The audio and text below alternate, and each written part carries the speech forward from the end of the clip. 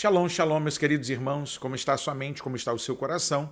Espero que esteja tudo na mais perfeita paz. Eu sou o pastor Paulo Nascimento e esse é mais um vídeo resposta aqui do canal Falando de Bíblia. Nessa feita, quero agradecer a irmã Daniele, que é uma amiga nossa lá do Falando de Bíblia e também já tive a oportunidade de estudar com ela. Um grande abraço para o seu esposo, para os seus filhos, e que nos brindou com um vídeo aqui e perguntou: pastor, tá certo isso aí? Quem dera a nossa casa se tornasse parte ativa de uma igreja, que a nossa porta estivesse aberta para a comunhão, para o partir do pão e para o compartilhamento da palavra de Deus.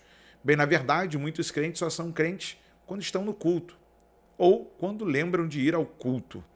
E a gente precisa entender que dentro desse evangelho pós-moderno e pós-pandemia, muitas coisas foram alteradas dentro da identidade da igreja. Eu quero compartilhar com você aqui nesse momento um vídeo aqui no cantinho da tela, onde a cantora Ludmilla está sendo entrevistada pelo Pedro Bial e ela fala de uma célula na sua casa. Vamos pro confere? Dá uma olhadinha aí comigo. Vamos aí. Eu tenho muita fé em Deus. Religião? Não, eu não tenho religião. Tenho muita fé em Deus. Eu tinha muita fé em Deus, mas eu não era próxima, eu não tinha um caminho com ele. Daí eu fui tentar na igreja. Eu fui pra uma igreja evangélica. Daí eu gostei da igreja evangélica porque eu gostei do papo do pastor e tal, da pregação dele, achei incrível. Aí eu fui tentar levar meus amigos, que são gays, pra igreja junto comigo na outra semana. Sendo que na outra semana chegou o dono da igreja, ele tava viajando. E daí é um pastor super preconceituoso. Ele começou a pregar, assim, falando que os gays iam pro inferno, não sei o que, não sei o que lá. Eu fiquei sem graça, eu falei assim, cara, como que eu trouxe meus amigos aqui? Agora, como que eu vou apresentar Deus pra eles depois dessa vergonha que esse cara fez aí? Foi daí que eu tive a ideia de fazer a célula na minha casa. Entendi.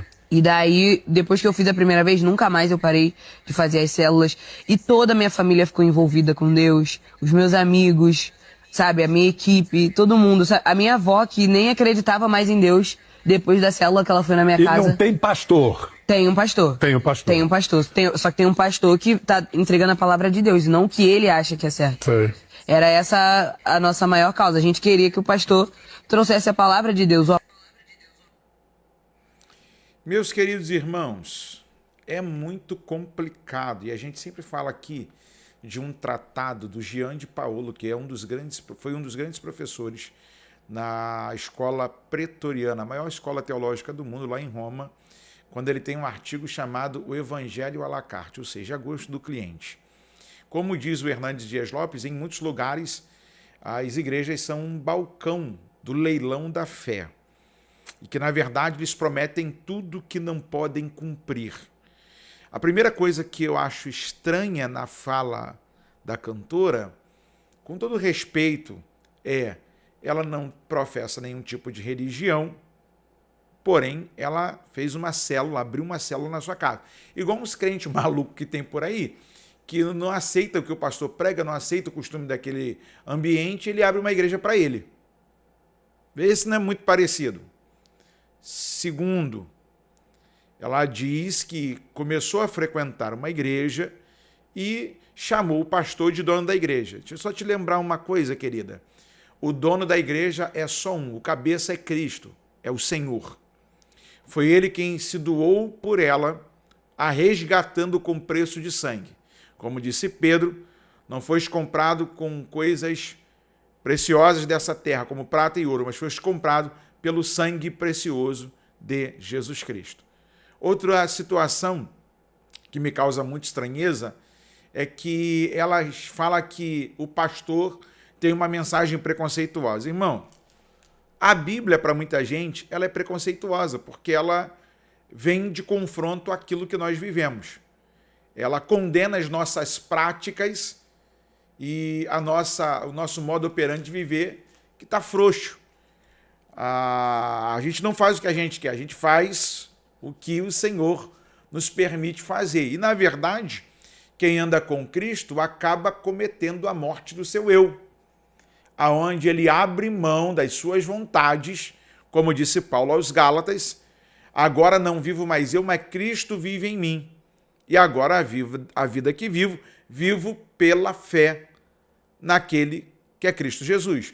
Agora, essa turma quer se aproximar da fé, mas não quer largar as suas manias, os seus maus comportamentos. É como alguém que diz que é crente e continua fazendo besteira. Entendeu? E uma das coisas que ela disse que a mensagem do pastor foi preconceituosa, e eu vou enfatizar aqui, não é um pastor que não é vendido, um pastor que não é comprado, ele vai confrontar você com a palavra, porque a palavra, ela tanto corta para o mentiroso, quanto para o adúltero, quanto para a prostituição, o prostituto, quanto para aqueles que andam na carne apenas para agradar o seu ego. No vídeo aparece a figura de um pregador aqui do Rio de Janeiro, chamado Elielson Miranda, que ela coloca como pastor que está lá pregando para eles. Aí a pergunta que não quer calar é: será que vocês suportariam a verdade de Cristo? Será que o pastor que você diz que está pregando a verdade para você não está ocultando algumas verdades da fé? Aí eu quero pensar aqui e conversar com você sobre essa questão. Quer dizer, então, que você não é adepto a nenhuma religião, mas, todavia, você tem uma célula na sua casa, você ouve alguém que se diz ser pastor, mas que, na verdade, prega aquilo que lhe é conveniente? Gente, capítulo 3 da carta do Apocalipse, versículo de número 14, escrito está: e ao anjo da igreja que está em Laodiceia escreve: isto diz o Amém, a testemunha fiel e verdadeira, o princípio da criação de Deus. Eu sei as tuas obras, que nem és frio nem quente. Tomara que foras frio ou quente. Assim, porque és morno e não és frio nem quente, vomitar-te-ei da minha boca. Como dizes, sou rico e estou enriquecido, e de nada tenho falta, e não sabes que és desgraçado, miserável, pobre, cego e nu. Aconselho-te que de mim compres ouro provado no fogo, para que te enriqueças, e vestes brancas, para que te vistas e não apareça a vergonha da tua nudez, e que unjas os olhos com colírio para que vejas. Eu repreendo, aí Ludmila, acho que você nunca leu isso aqui não, ou nunca falaram isso para você. Eu repreendo e castigo a todos quanto amo. Sê, pois, zeloso e arrepende-te. O crivo do evangelho, do genuíno de Cristo, é o arrependimento. Eis que estou à porta e bato. Se alguém ouvir a minha voz e abrir a porta, entrarei em sua casa, e com ele cearei e ele comigo. Ao que vencer, lhe concederei que se assente comigo no meu trono, assim como eu venci e me assentei com o meu Pai no seu trono. Quem tem ouvidos, ouça o que o Espírito diz às igrejas. Olha que interessante. Eu repreendo e castigo a todos quanto amo. Sê, pois, zeloso e arrepende-te. Eis que estou à porta e bato. Se alguém ouvir a minha voz e abrir a porta, entrarei em sua casa, e com ele cearei e ele comigo. Dá para você imaginar o dono da casa fora da casa, batendo na porta? Quantas reuniões nós chamamos de culto e que, na verdade, Deus não está no meio dela? Tem lágrima, mas não tem arrependimento. Tem ouvido para ouvir a palavra, mas não querem praticar a palavra. Estão ali com a figura do pastor, mas o pastor fala somente o que você quer ouvir. Então não chama isso de evangelho, querida. Sua célula, ela pode ser uma bênção? Acredito que possa ser. Ela possa ser algo inspirador para tantas outras pessoas? Pode ser. Mas cadê a transformação? Cadê a renúncia? Aí eu falo sempre aqui, quando posso, do Cris Duran, que quando Deus o chamou, ele foi lá e rompeu. Ele encerrou o contrato, está lá, pagou multa, continua crente.